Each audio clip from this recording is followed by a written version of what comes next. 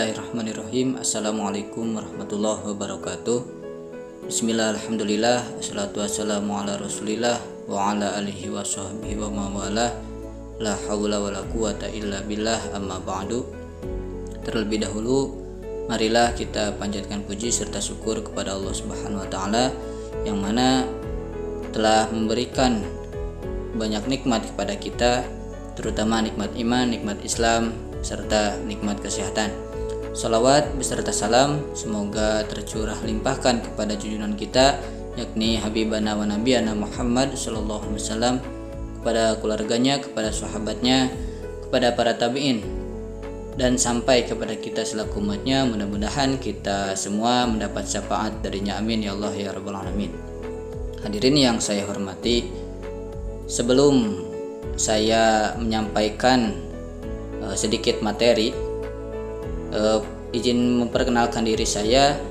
Nama saya Muhammad Rio Raharjo dari jurusan Ilmu Al-Quran dan Tafsir YIN Syekh Nurjati Cirebon. Di sini saya akan sedikit memaparkan materi, yaitu tentang studi kitab konsep kufur dalam Al-Quran karya Harifuddin Cawidu.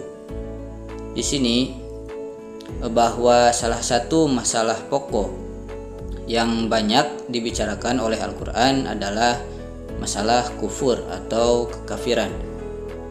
Kufur pada dasarnya merupakan antitesis dari iman, sedangkan iman adalah bagian dari ajaran atau aspek Islam yang paling pokok dan fundamental. Kemudian kufur dari segi bahasa berarti menutupi. Kemudian persamaan kata dari kufur di sini terulang sebanyak 525 kali di dalam Al-Quran. Meskipun tidak seluruhnya merujuk kepada arti kufur secara istilah, namun semua dapat dirujuk kepada makna kufur secara bahasa. Nah, di sini Harifuddin Cawidu menyebutkan karakteristik kafir di dalam bukunya,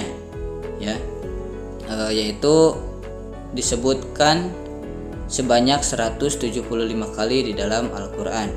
Kemudian topik utama dari buku konsep kufur di dalam Al-Quran karya Harifuddin Cawidu, yaitu tercermin dalam judulnya adalah masalah kufur.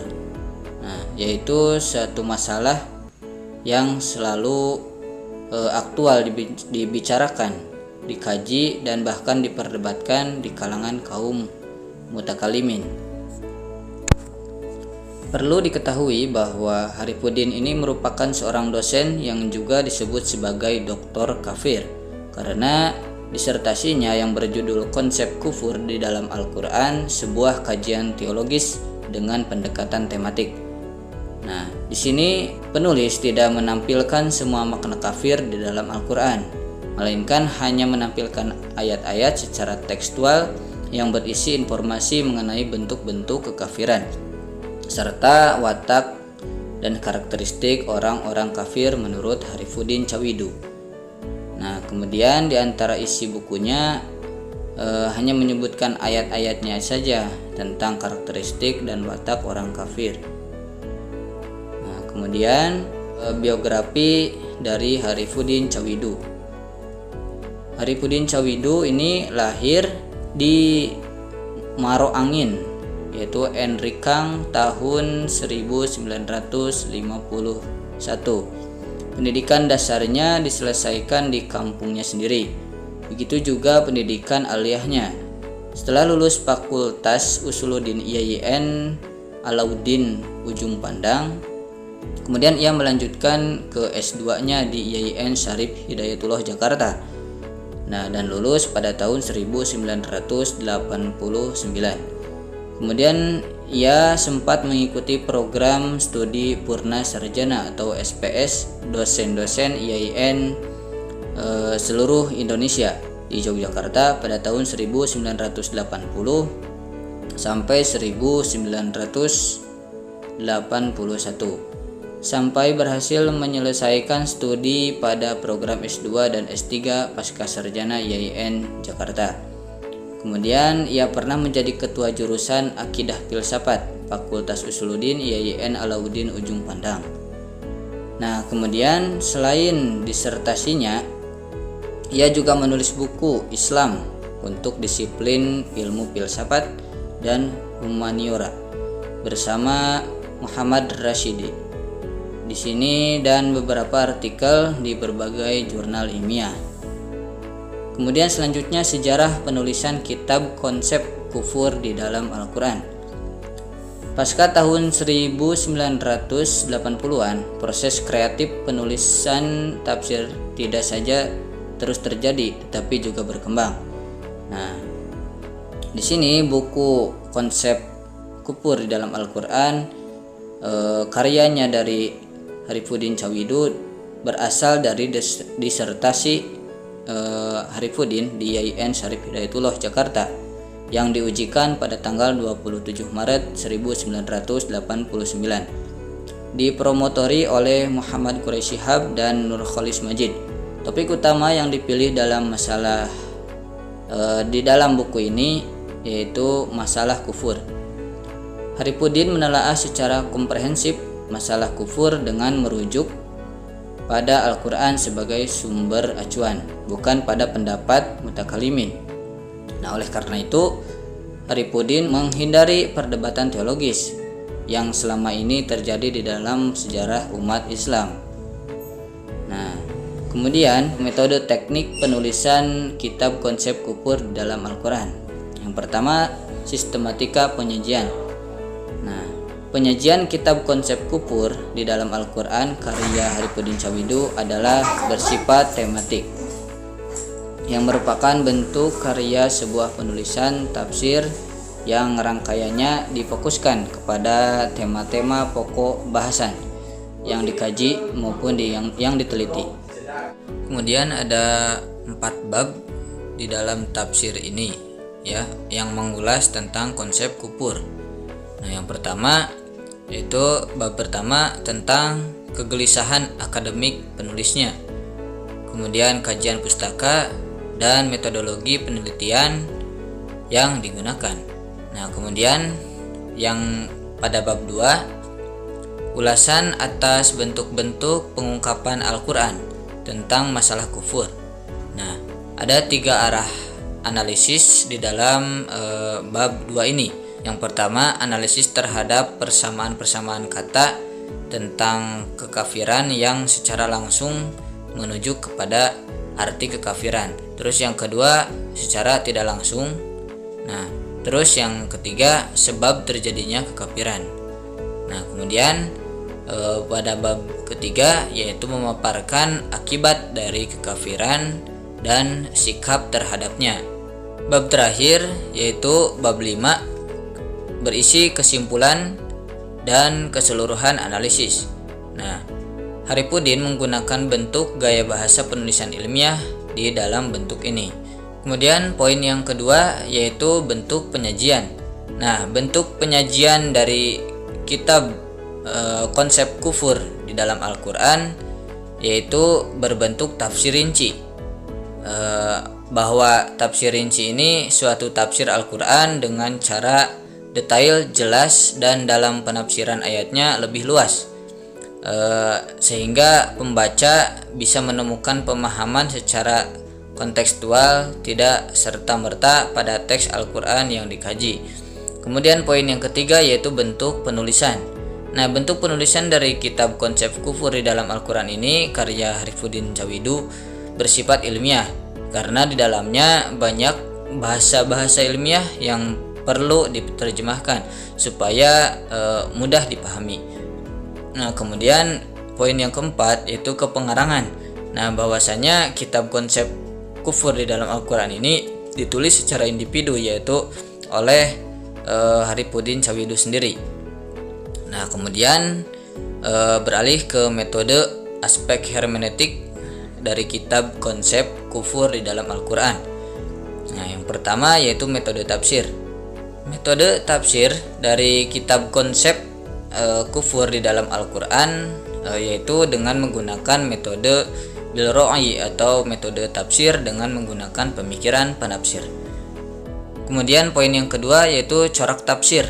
Nah, di sini corak tafsir dari kitab konsep kufur di dalam Al-Qur'an karya Haripudin Cawidu adalah bercorak ideologi, yaitu suatu pandangan Al-Qur'an secara komprehensif tentang keyakinan dan sistem teologi.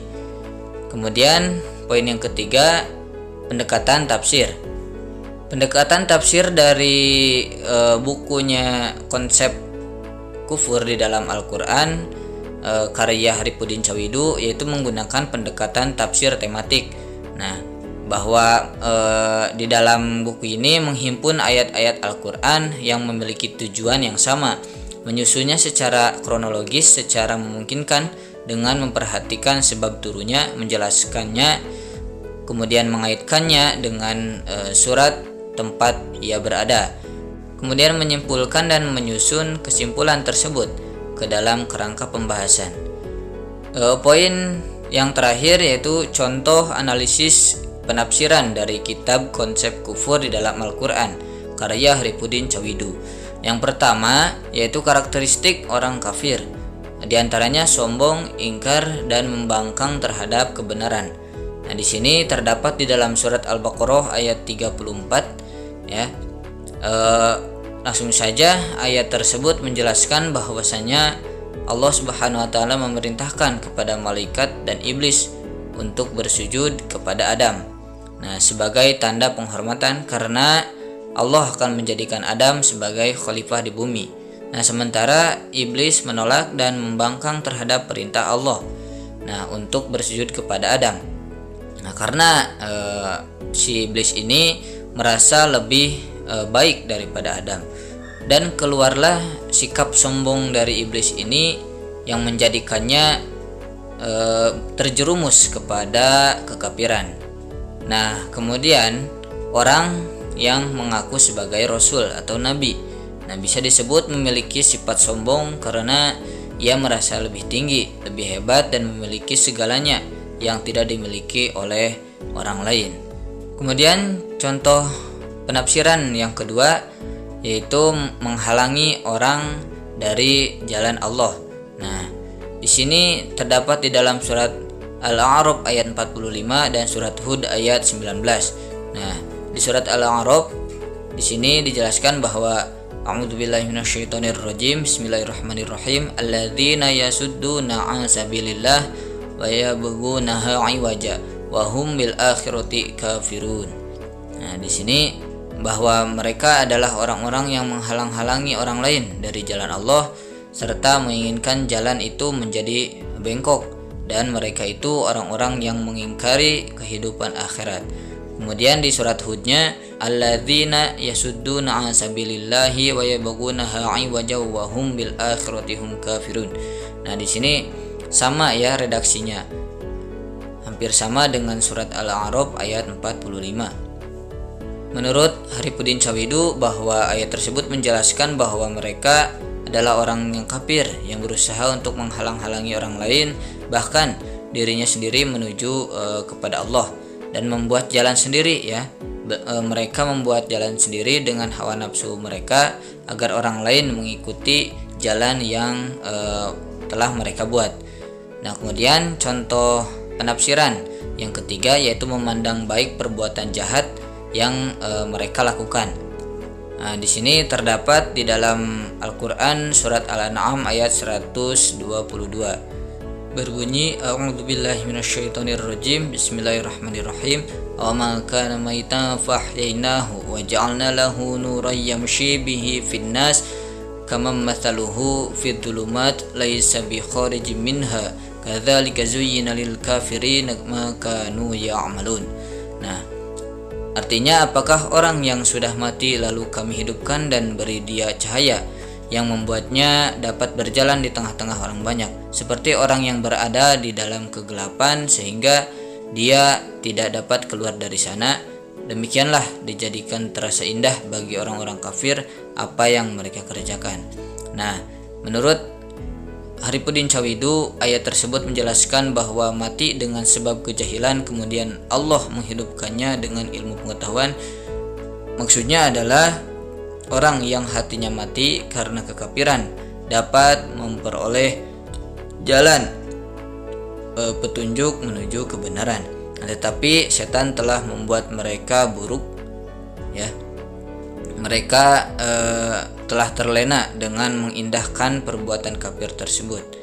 Baik, beralih kepada penutup, kesimpulan bahwa buku konsep kufur di dalam Al-Quran ini berasal dari disertasi Haripudin Cawidu di IAIN Syarif Hidayatullah Jakarta yang diujikan pada tanggal 27 Maret 1989 yang dipromotori oleh Muhammad Quraisy Shihab dan Nur Khalis Majid.